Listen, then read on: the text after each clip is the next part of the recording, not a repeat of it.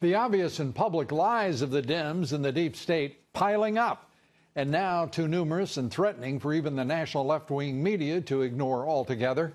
We're at the point we feared we might be. There is an all too clear requirement to determine the full extent to which the FBI, the DOJ, and Special Counsel's office have been compromised and corrupted.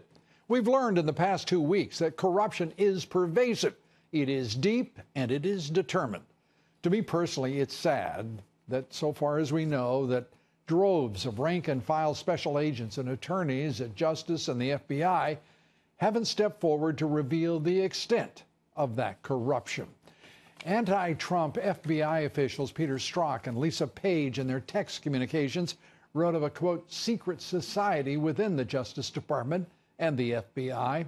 That society served not only by its members, but those within the department who've remained silent throughout. How strong is the corruption within the FBI?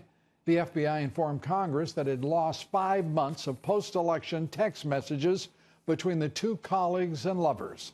The two were later removed from the special counsel team, a team rife with obvious conflicts and politically corrupt. Of course, the man in charge of the FBI, Christopher Wray, has his own conflicts. He shared the same chief of staff as James Comey until today. Wray was tied to Comey and Mueller through their Justice Department careers that spanned more than a decade and a half.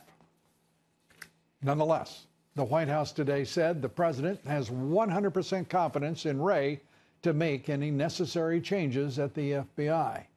Well, it is now obvious to all that what is needed is not mere change, but fundamental cleansing and reform.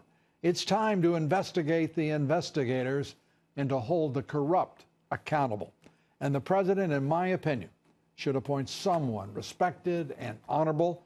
There are such people left in public service, like former Attorney General Michael Mukasey, to oversee the Justice Department until it can be cleaned up. And the American people once again assured the department and the FBI are again worthy of the public trust.